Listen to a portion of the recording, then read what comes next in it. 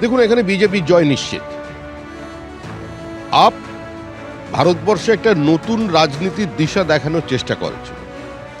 আমরা সেদিনও বলেছিলাম যে দেশের আইন কোনো খোলা ময়দানে তৈরি হয় না, আর সমস্ত মানুষকে দুর্নীতিগ্রস্ত বলে যারা ক্ষমতায় আসে তারা কার্যত স্বৈরতন্ত্র, দুর্নীতি করে মানুষকে একটা চূড়ান্ত অব্যবস্থার মধ্যে ফেলে দেয়। আজকে দিল্লিকে কার্যত একটা আস্তাকুড়ে পরিণত করে দিয়েছিল আপ পার্টি। শুধু ব্যক্তিগত কুৎসা, ব্যক্তিগত আক্রমণ, মিথ্যাচার, এটা লাগাতার গতকাল পর্যন্ত চালিয়ে গেছে। এরপরে এখানে যারা বাংলা ভাষাভাষী আছেন, যারা 100 বছর আগে এসছেন কি তারও আগে এসছেন, তাদের পরিবার, আমরা দেখেছি তারা যে কোনো মূল্যে পরিবর্তন চাইছেন। মানুষ সবসময় ডোল পলিটিক্সে বিশ্বাস করে না। মানুষ এখানে যে পরিবেশ দূষণ হয়েছে, যেভাবে যমুনা দূষিত হয়ে গেছে, পানীয় জল থেকে মানুষের শ্বাস প্রশ্বাস নেওয়ার যে ব্যবস্থা, সেটাকে পর্যন্ত আপ শেষ করে দিয়েছিল।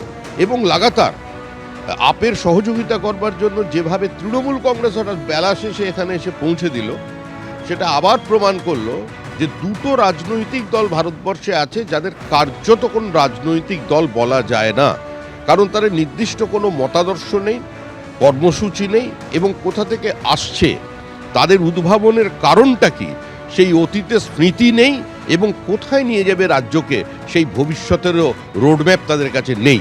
সেখান থেকে তারা নির্বাচন চলেছে। আপের পরাজয় নিশ্চিত, ক্ষমতায় এখানে পরিবর্তন হবে।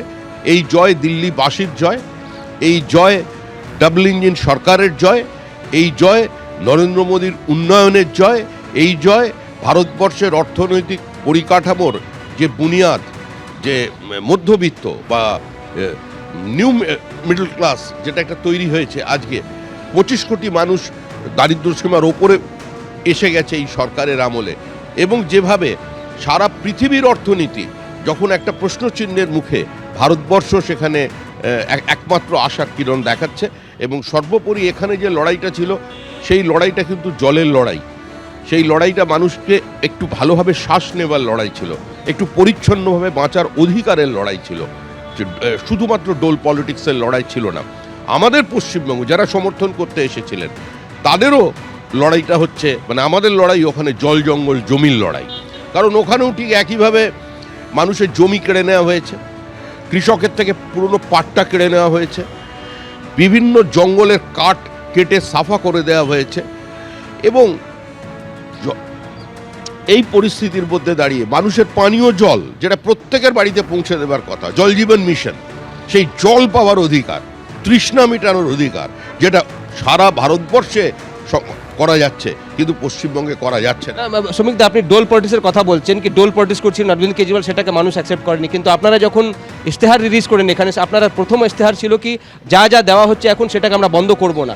আপনারাও বলেছেন কি 2100 টাকা বা 2500 টাকা মহিলাদের অ্যাকাউন্টে দেবেন, গ্যাস 500 টাকা দেওয়া হবে। আপনার প্রতি একটা সোশ্যাল ওয়েলফেয়ার স্টেটে তার প্রাথমিক দায়িত্ব হলো প্রান্তিক মানুষ, তাদের পাশে দাঁড়ানো। সারা পৃথিবীতে যে কোনো ডেমোক্রেটিক সিস্টেমে, সে সমাজতান্ত্রিক দেশই হোক যেগুলো তার থেকে আজকে বেরিয়ে এসেছে, তো সেই সমস্ত দেশেও, আমেরিকা থেকে শুরু করে আপনি পৃথিবীর যে কোনো প্রথম সারির রাষ্ট্র দেখুন, সেখানেও ডোল পলিটিক্স চলে।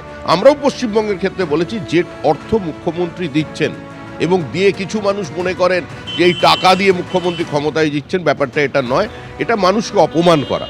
আমরা তো ওখানেও বলেছি, আমরা পশ্চিমবঙ্গে ক্ষমতায় এলে আমরা আজকে যে টাকা মুখ্যমন্ত্রী দিচ্ছেন সেটাকে ডাবল করতে হবে। এবং আমরা তো চাই যে এটাকে একটা আইনই করে দেওয়া হোক, যে দারিদ্র্যসীমার নিচে থাকা মানুষজন যাদের প্রয়োজন আছে, আইনসঙ্গতভাবে তাদের রাষ্ট্র তাদের পাশে এসে দাঁড়াবে।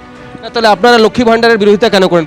আমরা লক্ষ্মীর ভাণ্ডারের বিরোধিতা করিনি। আমরা লক্ষ্মীর ভাণ্ডারে যে পরিমাণ অর্থ দেওয়া হচ্ছে, আমরা সেটাকে দ্বিগুণ করতে চাই, এটাই হচ্ছে আমাদের দাবি। এবং আমরা শুধু দ্বিগুণ করতে চাই না, আমরা সেটাকে আইন বানিয়ে দিতে চাই। সেটা ডোল পলিটিক্স, সেটা ডোল পলিটিক্স আমি মনে করি না এটা ডোল পলিটিক্স।